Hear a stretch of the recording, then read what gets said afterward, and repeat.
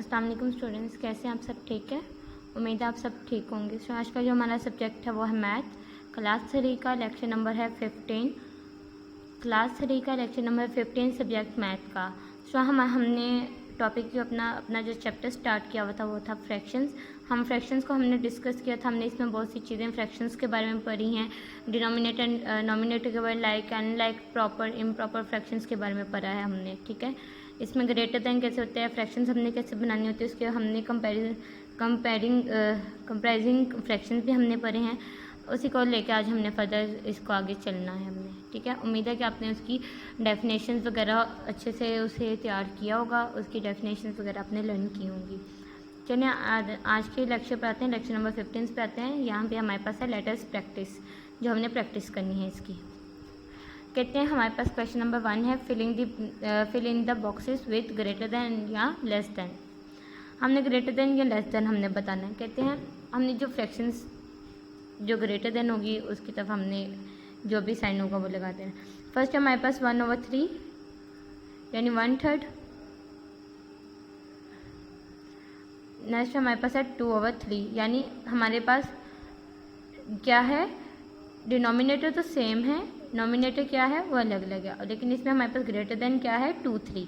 ठीक है, 2/3 किससे ग्रेटर देन है 1/3 से। इसी तरह नेक्स्ट फर्दर हमारे पास है बी वाला पार्ट है। देखें 4/5 है हमारे पास, 1/5 है। अब 4 शेडेड पार्ट्स हैं, 5 टोटल हमारे पास हमारे पास कोई भी कह लें पार्ट्स हैं, और यहाँ पे 1 पार्ट शेड है और 5 हमारे पास टोटल। अब देखिए हमारे पास ग्रेटर देन कौन सा हुआ 4/5। इसी तरह मैं आपको इसका ए पार्ट करवाती हूँ। 9/10 हमारे पास क्या है, 9 पार्ट्स हमारे पास शेड है और 10 टोटल हैं। 8 पार्ट शेड हैं, 10 क्या है हमारे पास टोटल है। अब इसमें से हमारे पास ग्रेटर देन क्या है 9/10। ओके हो गया। बाकी स्टूडेंट्स मैंने सिम्बल्स तो लगाए हुए हैं, लेकिन आपने इसको समझ के करना है। क्वेश्चन नंबर 2 है हमारे पास, filling the boxes by writing greater than less than. A part हमारे पास 1/5, 1/10। अब इसमें से आपको पता है अगर हमारे पास डिनोमिनेटर अलग अलग आते हैं, जो उसमें छोटी वैल्यू होती है ना, तो वही क्या हमें लग वो भरी रही होती है, लग हमें वो छोटी रही होती है लेकिन वो होती भरी है। ठीक है, यानी इसमें से हमने बताना कि अगर हम इसको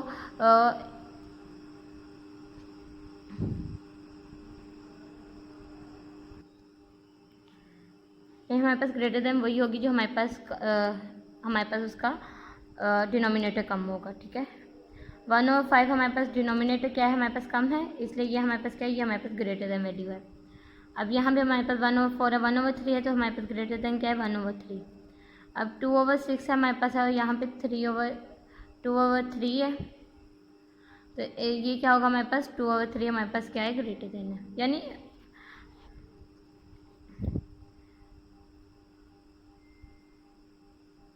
अब हमारे पास कलर ऑफ बॉक्सेस है विच आर करेक्ट, जो हमारे पास फ्रैक्शन हमारे पास करेक्ट है, जिन पे सिंबल्स करेक्ट लगे हुए हैं उनको हमने कलर करना है। तो जैसे कि मैंने किया है फर्स्ट वाले को किया, जैसे 1/7, 6/7। अब क्या है यहाँ पे हमने बताना है भरी, यानी कि दोनों सेम है, हमने कैटेगरी को देख लेना।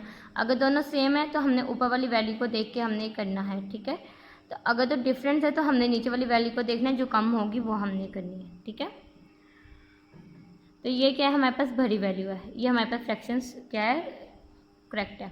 ये देखें 2/6 है, 3/6 है, तो ये क्या है 3/6 हमारे पास क्या है करेक्ट है। यहाँ पे हमारे पास 1/9 है और 3/9 है, तो इधर इन्होंने सिंबल 1/9 की तरफ किया, ये क्या है ये फॉल्स है, इस पर नहीं हम कलर करेंगे। कलर आप जोन से मर्जी कर सकते अपने पसंद के। अब यहाँ पे हमारे पास 8/10 है और यहाँ पे 7/10 है, और इन्होंने भरी वैल्यू की तरफ उन्होंने सिंबल लगाया, तो ये क्या है हमारे पास करेक्ट है।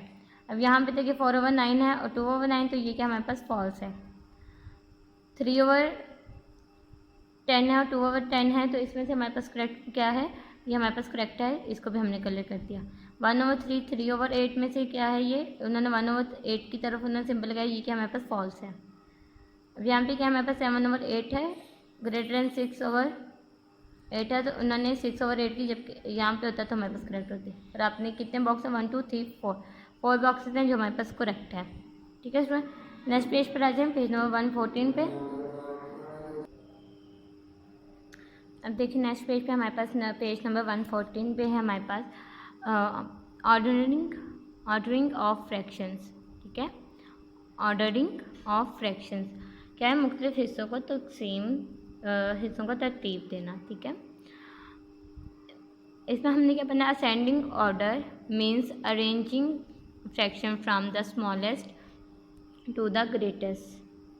कहते हैं मुख्तलिफ हिस्सों को तरतीब देना, सऊदी तरतीब का मतलब है छोटे से बड़े तकलीफ का इंतज़ाम करना।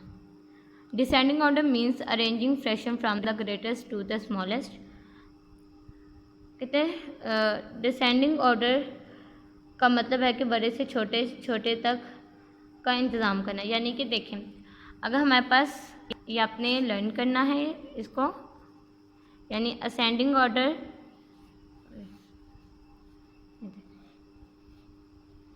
असेंडिंग ऑर्डर वो होता है जो छोटे से बड़े की तरफ जाए, जो छोटे से बड़े की तरफ जाए। ठीक है, और डिसेंडिंग ऑर्डर वो होता है जो बड़े से छोटे की तरफ जाए। ठीक है, इसी को करते हमने अपनी नेक्स्ट प्रैक्टिस हमने करनी है जो हमें क्वेश्चन दिए हुए हैं। कहते हैं let us practice. Question number 1 है हमारे पास, what is ascending order. Ascending order, right in ascending order. Ascending order लिखना है, जैसे कि एक उन्होंने करके दिखाया हुआ है 3/8, 5/8, 2/8, 1/8। तो हमने पढ़ा था असेंडिंग ऑर्डर को हमने छोटे से बड़े की तरफ जाना है। फिर हमने सबसे पहले छोटे लिखने फिर बड़े। 1/8, 2/8, 3/8, 4/8 नहीं है तो हमने 5/8 लिख दिया। ठीक है, इसी तरह मैंने इसका सी पार्ट किया हुआ है। 1/9 है हमारे पास, 8/9 है, 5/9 है, 2/9। तो हम पहले 1 आते हैं ना, 1/9, 2/9, 3 नहीं है, 4 नहीं है, 5/9, 6 भी नहीं है, 7 भी नहीं है, 8/9। ओके हो गया। इसी तरह नेक्स्ट आपने ये दोनों खुद करने हैं, अरेंज करने हैं अपने। नेक्स्ट हमारे पास right this in ascending order. अब हमने इनको भी असेंडिंग ऑर्डर में लिखना है, यानी असेंडिंग ऑर्डर।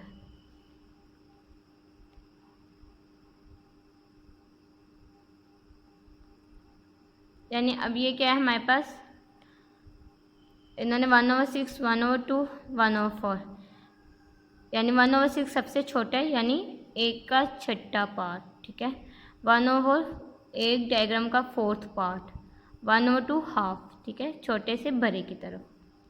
इसी तरह 2/7, 2/6, 2/7, इधर हमने 2/7 लिखा, 2/6, 2/5। ठीक है, इसी तरह नेक्स्ट फर्दर आपने क्वेश्चंस करने हैं।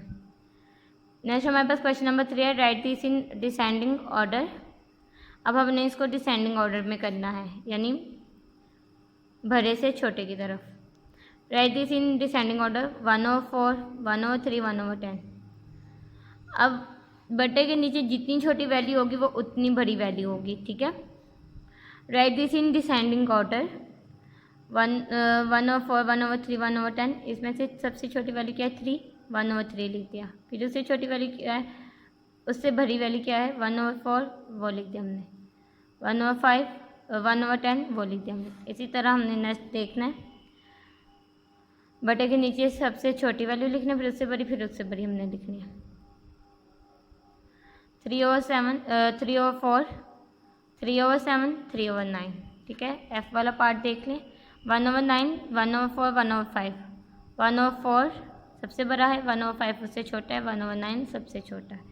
ठीक है स्टूडेंट, नेक्स्ट आपने सारे खुद क्वेश्चंस करने हैं। अब पेज नंबर 115 पर आ जाएं। देखिए पेज नंबर 115 पे 4 वाला पार्ट हमारे पास, circle the biggest tick the smallest. Biggest पे हमने टिक करना है, बिगेस्ट नंबर पे हमने सर्कल करना है, स्मॉलेस्ट पे हमने टिक करना है। ठीक है, जैसे 1/4, 1/8, 1/6, 1/3, 1/2, 1/9। अब बिगेस्ट पे अब देखें 1/2, अब हम ये भी कह सकते हैं 1/8, क्यों नहीं कैपिटल, क्योंकि बटे के नीचे जितनी बड़ी वैल्यू होगी वो उतना छोटा नंबर होगा, ठीक है। बटे के नीचे जितनी छोटी वैल्यू होगी वो उतना बड़ा नंबर होता है, ठीक है। अब देखें 1/2 सबसे बड़ा यानी हाफ, जी। 1/9 9 सबसे बड़ा है ना डिनोमिनेटर, ये क्या है सबसे छोटी वैल्यू है, इस पर हमने टिक कर दिया। अब इसी तरह मैंने ए पार्ट किया हुआ है, डी पार्ट देख लें पहले। डी पार्ट में सबसे छोटी वैल्यू हमारे पास क्या है 3, 2/3 हमने कर दिया। सबसे बड़ी वैल्यू क्या है बटे के नीचे 9, उसको टिक कर दिया। इसी तरह ई पार्ट देख लें, हमने बटे के नीचे सबसे छोटी वैल्यू को देखना 3, 1/3 को सर्कल कर दिया। सबसे बड़ी वैल्यू को देखना 10, 1/10 को टिक कर दिया। इसी तरह आपने सबको क्या करना है,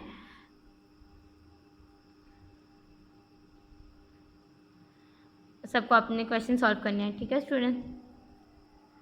इसी तरह स्टूडेंट हमारे पास हम एक्सरसाइज हम स्टार्ट करते हैं एक्सरसाइज 3A। हमारे पास एक्सरसाइज 3A में क्या है वो देखते हैं हम। क्वेश्चन नंबर 1 है हमारे पास फिलिंग द ब्लैंक्स। ए वाली फिलिंग द ब्लैंक्स है the fractions of the shade part is,